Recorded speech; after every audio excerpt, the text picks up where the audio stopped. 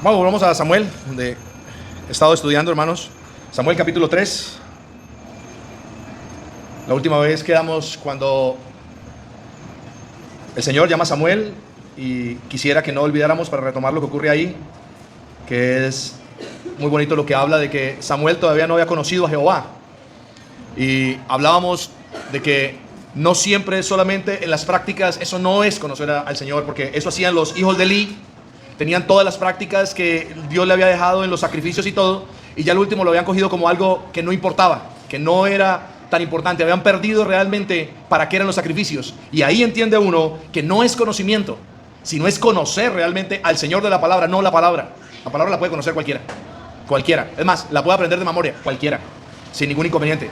Pero conocer al Señor de esa palabra, eso es otra cosa totalmente diferente. Y es lo que nos enseña aquí en este capítulo 3, la palabra del Señor aquí con Samuel y Elí. Y solamente para retomar, así salteadamente, versículo 3, bueno, el 12 dice: aquel día yo cumpliré contra Elí todas las cosas que he dicho sobre su casa desde el principio hasta el fin. Y decíamos ahí que hay veces que el Señor habla cosas que va a cumplir. Ya lo había revelado lo que iba a ocurrir, el juicio que le iba a dar a la casa de Elí, pero no ocurrió inmediatamente. Y entonces por eso hay veces las personas se equivocan, y por eso algunos creen de la venida de nuestro Señor Jesucristo, creen como que es una falacia. Creen que, bueno, ¿y qué pasa? Que no ha llegado.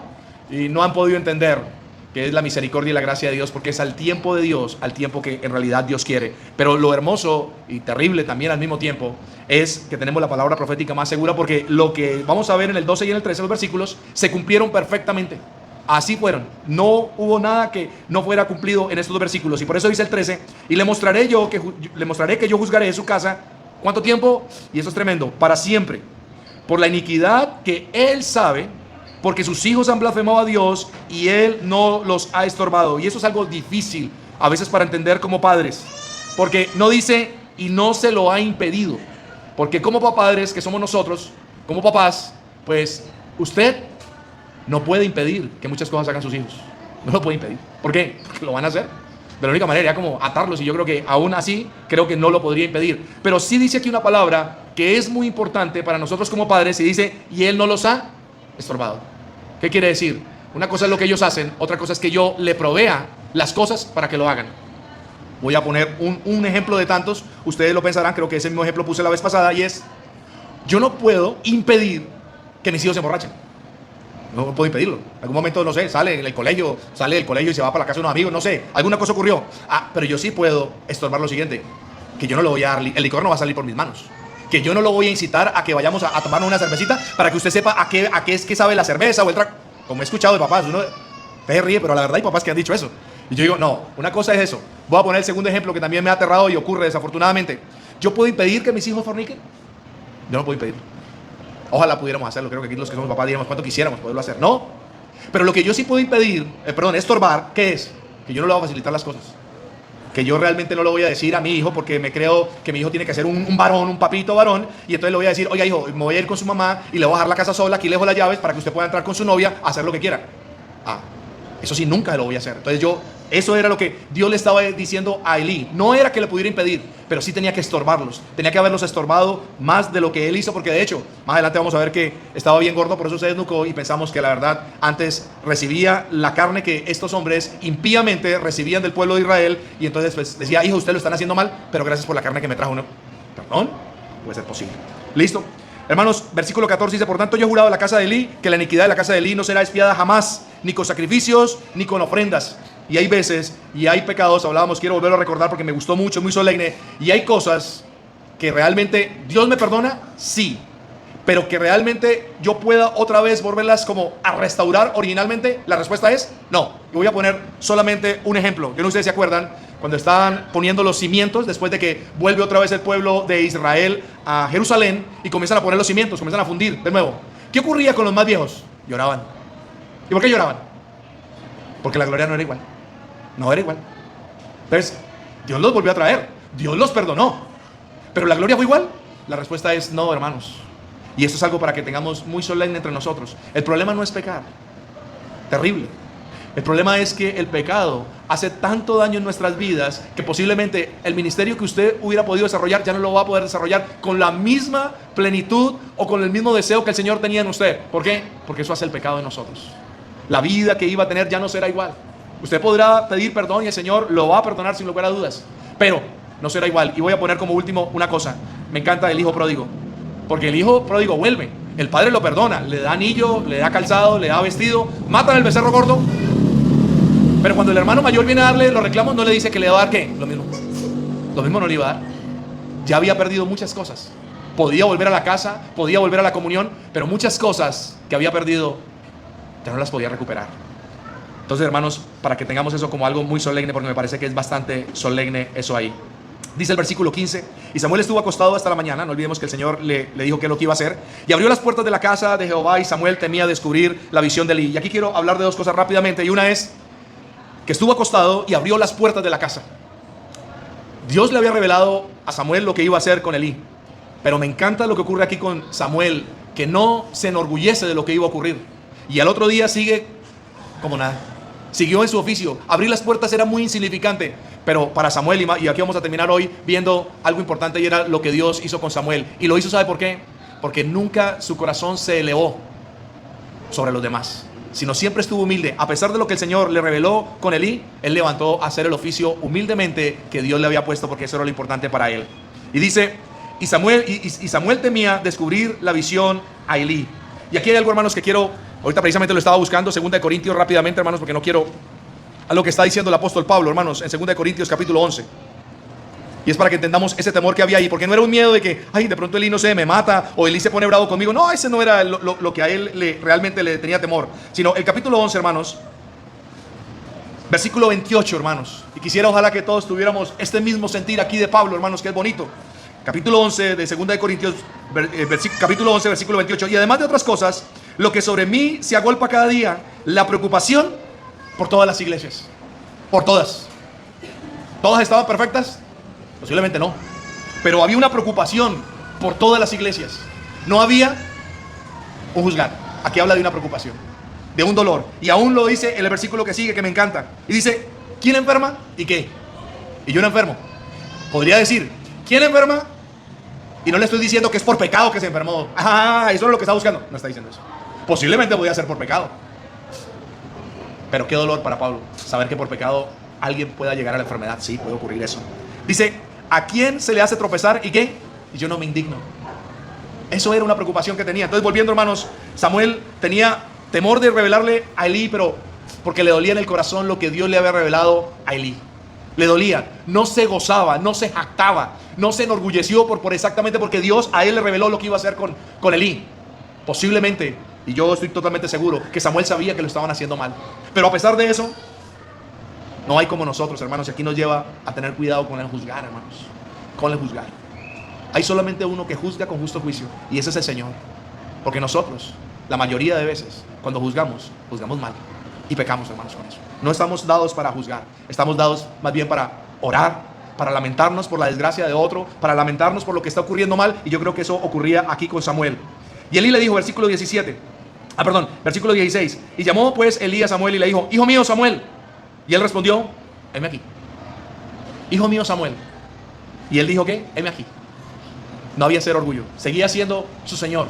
A pesar de lo que le había revelado el Señor, qué respeto el de Samuel para Elí. Y eso, hermanos, es algo importante para poder observar allí, hermanos, con respecto de eso. Versículo 17. Y Elí le dijo, ¿qué es la palabra que te habló? Te ruego que no me la encubras. Así te haga Dios y aún te añada, si me encubrieres palabra de todo lo que habló contigo. Y Samuel se lo manifestó todo, sin encubrirle nada. Entonces él dijo, Jehová haga lo que bien le parece.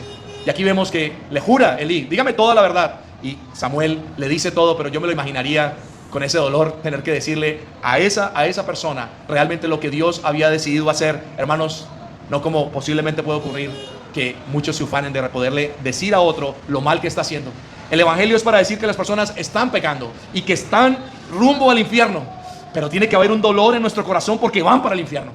No puede haber un orgullo de que nos parezca muy bien que vaya para el infierno. No puede haber eso, porque en ese camino iba yo, y Dios decidió algún día rescatarme de ese camino. Y igual que yo, muchas personas ojalá sean arrebatadas de ese camino que va para el infierno. Entonces, hermanos, aún en el evangelio, más que predicarlo y poderle decir a las personas lo mal que están haciendo, lo lejos que están de Dios, debe haber un dolor en el corazón y una súplica y un ruego porque no sigan en ese camino, porque los va a llevar a la perdición. Pero tiene que haber un dolor aquí en el corazón. Tiene que haberlo. Si no lo hay, Hermanos, muchas veces hay predicación del evangelio y hay palabras que no penetran un corazón porque posiblemente están llenos de orgullo, hermanos, de creerme que ya soy salvo y le voy a decir lo mal que están haciendo. No, venga, lejos, hermanos, que ojalá esté de nosotros tener un corazón así, de esa manera. Le dijo todo y termina diciendo Elí, ahí dice el versículo 18 al final. Entonces él dijo: Jehová es, haga lo que bien le pareciere. Jehová es, y es Dios, el Dios todopoderoso. Hermanos, y si ustedes me lo dicen a mí en mi interpretación, qué triste es que no veo un arrepentimiento de parte de Elí. Creo que, hermanos, debía haber dicho mucho más y no simplemente saber que Dios es, Jehová es, y haga lo que bien le pareciere. Sí, Dios va a hacer, y Él es el todopoderoso, y no hay nadie que le pueda decir por qué haces o por qué dejas de hacer. Él es el todopoderoso. Pero en la escritura solamente voy a añadir un ejemplo, hermanos, a tantos que hay hermosos, pero el que más me llama la atención es cuando llega el profeta a decirle al rey: oiga, el Señor le manda a decir que arregle todo, que va a morir. Y no ha salido del palacio, y este hombre se voltea a orarle al Señor, ¿y qué ocurre? Antes de que salga aún de donde estaba, le dice: devuélvete, dile que le voy a dar 15 años. ¿Por qué? Porque, hermanos, se arrepintió de corazón. Y eso es importante para el Señor, el corazón. Delante del Señor hay un versículo, hermanos, que posiblemente no hemos profundizado en él. Es el corazón que, contrito y humillado, no despreciará jamás. Y eso es algo importante para analizarlo acá. Veo a Elí diciéndole, como posiblemente nos puede ocurrir a nosotros: lo estamos haciendo mal, posiblemente nos dicen lo mal que lo estamos haciendo, ¿y qué decimos? ¿No? Que el Señor haga lo que... Uy, por favor. Parecido, ¿se acuerdan al rey que le dice el profeta: oiga, a sus hijos van a ser eunucos? Va a ocurrir eso, y dice: y por lo menos habrá paz de aquí a que ellos mueran. Por favor. No puede ser posible, pero posiblemente muchas veces, hermanos, tenemos esa clase de actitudes, hermanos, con el Señor. Qué tristeza. Verso 19. Y aquí hay algo importante. Y Samuel creció, y Jehová estaba con él, y no dejó caer en tierra ninguna de sus palabras. Y aquí hay algo importante, hermanos, y es que para poder crecer en el Señor hay un factor importante, hermanos, y es tener el deseo de servirle al Señor de corazón, no por ganar un lugar. Eso es lo más maravilloso que tenía Samuel. Jamás en el corazón de Samuel pienso que quiso tomar el lugar que tenía Elí. No le interesaba. ¿Qué le interesaba? Hacer lo que Dios quisiera con su vida. Era abrir las puertas, y era feliz abriendo las puertas. ¿Por qué? Porque ese era el trabajo que el Señor le había dado. Y qué bonito poderlo hacer con toda la alegría. Yo me imagino a un Samuel haciéndolo con toda la alegría, barriendo el templo. Para muchos era insignificante, para Samuel era lo máximo. Que el Señor le permitiera poder hacer eso tan humilde, hermanos. Porque muchos podemos realmente tener un deseo de buscar y de conocer de la palabra del Señor para ganar un lugar en el pueblo de Dios. Y, hermanos, ojalá que no haya ese deseo en nosotros ahí. Samuel creció, y creció en conocimiento, pero creció, hermanos, como se debe crecer. ¿Cómo se debe crecer? Con un cuerpo firme y con una cabeza también firme. Porque muchas veces en el versículo que hay, el conocimiento envanece, pero el amor edifica. Y ahí, hermanos, lo que habla es que hay muchos que en la primera parte, el conocimiento envanece, y es que uno puede crecer con una cabezota y con un cuerpo así de chiquitico. Y yo no sé si han visto a alguien que es, desafortunadamente es cabezón, puedo decirlo, no quiero ofender a nadie, pero realmente se ve que no hay como concordancia la cabeza que tiene con el cuerpo que tiene. Y todo el mundo se puede dar cuenta de eso. Hermanos, muchas veces nos puede ocurrir eso espiritualmente. Mucha cabeza y poco cuerpo. El deseo del Señor, hermanos, es crecer saludablemente. Y es que hay un equilibrio entre lo que conocemos con lo que vivimos, porque el cuerpo de aquí para abajo, después de la cabeza, hay una necesidad de hacerle ejercicio.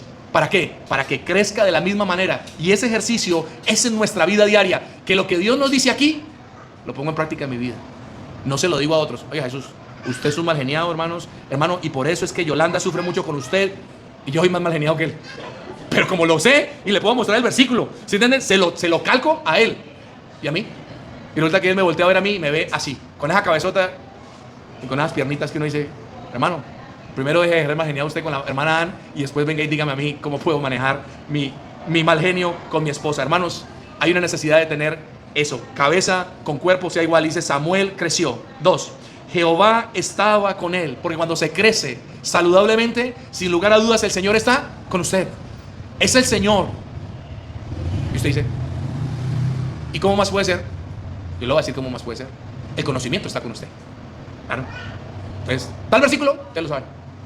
Para cualquier problema, usted tiene la solución. Pero esa no es la cuestión aquí, hermanos. ¿Sé mucho? Sí. La cuestión es: ¿pero realmente el Señor está de acuerdo con su vida? ¿Realmente el Señor está agradado con su vida? ¿Realmente el Señor quiere lo que usted está haciendo? ¿Le parece que está bien con lo que usted hace? Porque vuelvo y digo, hermanos, conocimiento con conocer al Señor hay una disparidad. grande. Esto no quiere decir que es esto. Hay una necesidad de que sea esto, hermanos. Que las dos cosas estén unidas para poderlo hacer. Y por eso aquí habla lo primero de que creció y que Jehová estaba con él. La tercera cosa que hay aquí que es muy hermosa, dice, y no dejó caer en tierra ninguna de sus palabras. Ninguna. Y hermanos, porque hay veces que las palabras que decimos van por tierra, realmente no causan. Y yo quiero que entendamos qué es esa tercera parte, hermano, que habla ese versículo. Volvamos a leer. Y no dejó caer. ¿Quién no dejó caer? El Señor. Samuel no podía dejar caer nada. Él se le iba a caer todo. Pero el Señor no dejó caer en tierra ninguna de las palabras de Samuel. Porque aquí hay algo importante, hermanos. Y es que hay muchas veces, hermanos, que lo que decimos no causa efecto absolutamente en nada. ¿Por qué? Caen en tierra. No sirven para nada. ¿Por qué? Porque tiene que ir acompañado, hermanos, con que lo que yo voy a decir es lo que Dios quiere decir, no lo que yo quiero decir. Hay muchas cosas que yo quiero decir y muchas veces podría uno decir que el 70% no lo debes de decir. El 70% por lo menos. De pronto puede ser hasta más alto, hermanos. Y el 30% es lo que Dios quiere que digas. Y tenemos que buscar que ojalá todo lo que podamos decir, hermanos, sea porque Dios así lo quiere y no porque yo lo quiera. Yo puedo pensar, hermanos, en este versículo, cuántas veces Samuel quiso decirle cosas a Elí de lo mal que estaba haciendo y a sus hijos. ¿Por qué? Porque estaba mal. Pero ¿sabe una cosa? Dios nunca le dijo que fuera y se lo dijera. Dios nunca le puso en el corazón, ve y se lo dices, porque no era por ir a juzgarle, sino era por ir a ¿qué? A edificarle, por ir a ayudarle. Y ese es el problema que a veces tenemos, hermanos, que yo puedo decir muchas cosas y se caen del peso. ¿Por qué? Porque las digo porque me están doliendo a mí, porque no me gustan a mí, porque me parece que es el colmo lo que está ocurriendo a mí. Y aquí hay una pregunta: ¿y al Señor? ¿Es del Señor? ¿El Señor eso es lo que quiere que tú digas? ¿Eso es lo que quiere que digas?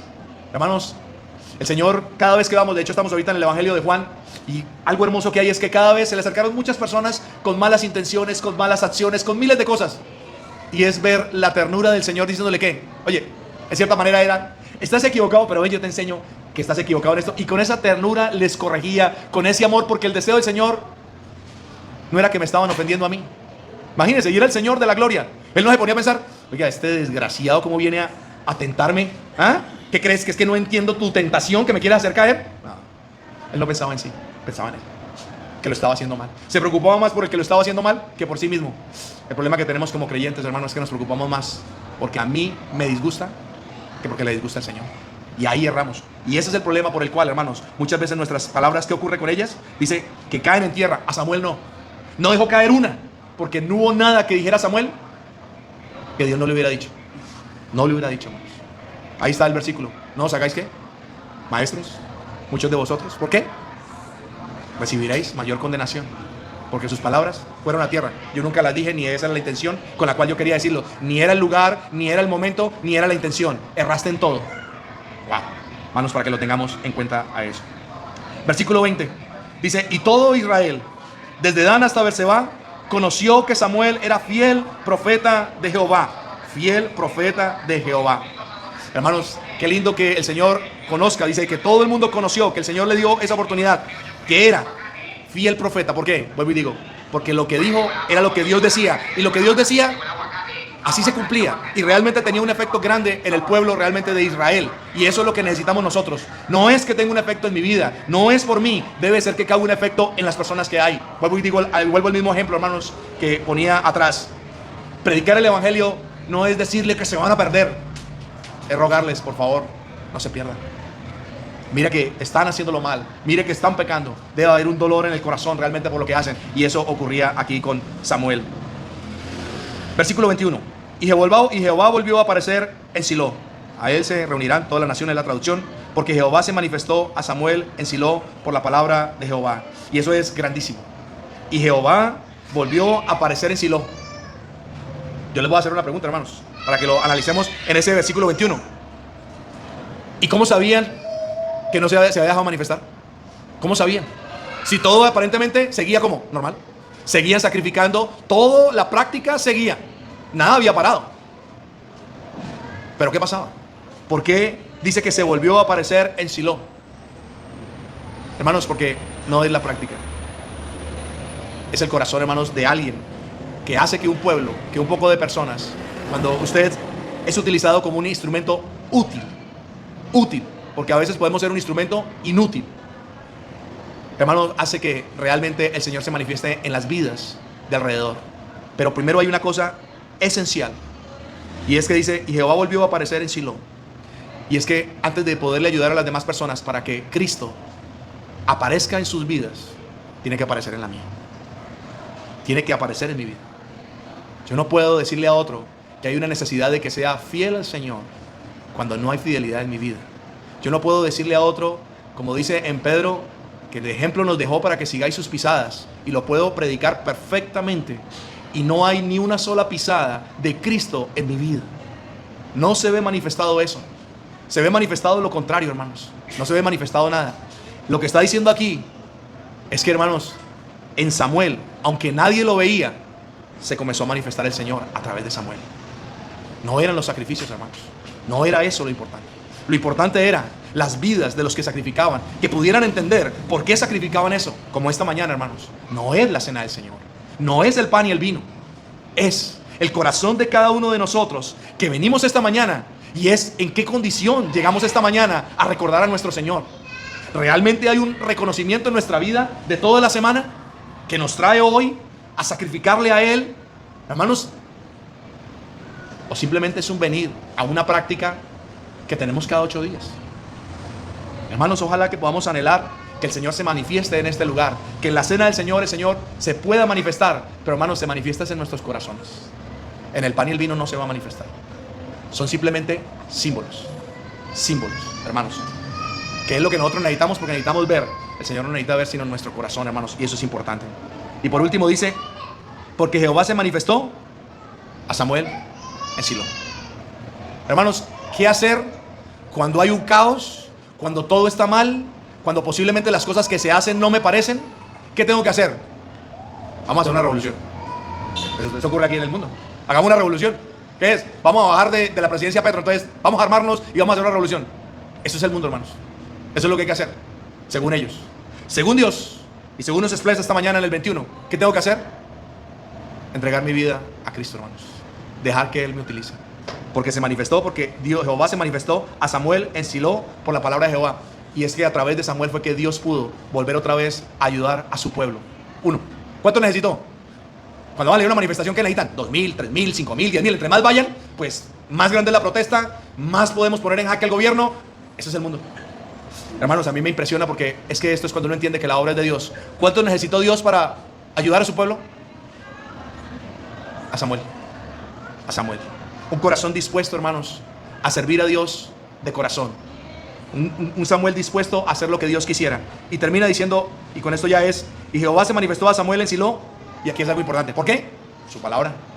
Por su palabra. Y hay una necesidad, hermanos, de que realmente sea la palabra de Dios la que realmente se manifieste.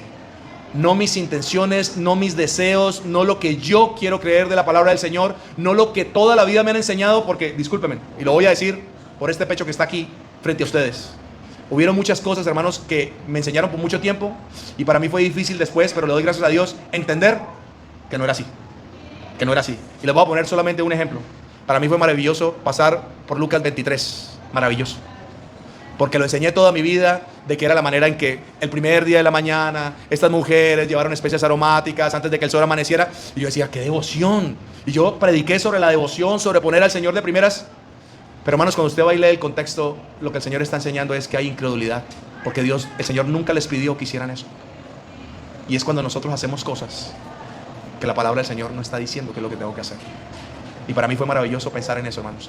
Me dio una alerta a mi corazón de decirme, ojo, con las cosas que tú haces, que crees que son muy santas delante del Señor, que lo hacen sentir a usted muy espiritual, y que yo no he mandado ni Él lo que quiera. Entonces, hermanos, Samuel lo pudo entender bien, y era lo que Dios le decía, eso era. Así a él no le pareciera, porque es que no es que a mí me parezca, es lo que Dios quiere. Amado Padre, te damos gracias en esta mañana por tu Hijo amado, el Señor Jesucristo. Gracias, Padre, por aquel que entregó su vida en la cruz del Calvario por unos viles pecadores como nosotros. Padre, no hay palabras para expresar nuestra gratitud de todo lo que nuestro amado sufrió, porque Él no merecía sufrir. Merecíamos sufrir nosotros, Padre, por nuestra vergüenza, por nuestros pecados, por nuestra inmundicia. Padre, gracias porque Él no tomó en cuenta nuestra bajeza, sino que, Padre, tomó el mismo deseo tuyo de querer levantarnos. ¿Y de qué manera? Padre, en esta mañana te queremos rogar que nos des la sabiduría para ser instrumentos útiles, así como Samuel. Padre, que podamos serte fieles. Padre, que nos guardes del orgullo en nuestro corazón, que estemos atentos a tu voz, que no permitas, Padre, que en nuestro corazón querramos hacer nuestra voluntad, aún posiblemente utilizando tu bendita palabra. Perdónanos, Padre. Si lo hemos hecho, perdónanos. Ayúdanos a más que decirle a los demás cómo venir a Cristo, Padre, que las demás personas puedan ver en nosotros la manifestación de tu Hijo amado en nuestras vidas, que puedan ver su vida perfecta en nosotros, que puedan ver luz en nosotros, que puedan ver amor en nosotros, que puedan ver humildad en nosotros, que puedan ver todo eso que pudieron ver las personas alrededor de nuestro Señor Jesucristo y tuvieron que decir: y vimos su gloria, gloria como del unigénito del Padre, lleno de gracia y de verdad. Perdónanos, Padre, porque posiblemente lo que ven en nosotros ni lo vamos a decir en esta mañana porque nos avergüenza. Posiblemente orgullo, Padre, odio, rencor, no sé, Padre. Tú nos conoces mejor que nosotros mismos, pero te queremos rogar en esta mañana que te manifiestes en nuestras vidas para que así podamos ayudar a otros. Padre, por los niños que recibieron la clase, Padre, que esa palabra pueda crecer en sus corazones. Padre, por los maestros, Padre, que tú les des sabiduría para que puedan transmitir con fidelidad lo que tú quieres darle a estos niños. Padre, pensamos en nuestra querida hermana Dalia, que está enferma. Padre, que tú la alientes, que pongas tu mano sanadora sobre ella. Y Padre, por las conferencias que vienen, pensamos en la de Manizales. Padre, que si es tu voluntad se pueda ir hasta allá y que tu nombre sea glorificado allí, Padre, que se pueda aprender de lo que tú quieres hablar a cada corazón que vaya a esta conferencia. Padre, nos abandonamos en tus manos. No te sin antes decirte, Padre, también por los hermanos que viajan. Padre, por el hermano Rafael y su esposa que vuelven a Bogotá. Guárdales, Padre, en esa carretera tan difícil como está. Pero sabemos, Padre, que a pesar de cómo está esa carretera, en tu misericordia los puedes llevar con bien. Y también pensamos en la querida madre de nuestro hermano Adrián, que nos visita, Padre, también en su recorrido y vuelta a su casa. Gracias, Padre, por haberla guardado durante todo el recorrido que ha hecho, que ha sido algo realmente largo, y tu mano, tu buena mano, la ha protegido, Padre, y nos gozamos de ver que, Padre, a pesar de que el mundo esté como esté, Padre, no hay nada que pueda ir por encima de tu voluntad. Padre, que tú la lleves con bien hasta el seno de su hogar. Y Padre, nos abandonamos en esta semana, la ponemos delante de tus manos. Padre, que tú nos ayudes a hacer tu voluntad en nuestras vidas, en nuestros trabajos, en nuestros hogares. Padre, que podamos hacerlo de la mejor manera. Nos abandonamos así en tus manos, dándote gracias. Pido estas cosas en el bendito nombre de tu Hijo nuestro Jesucristo. Amén.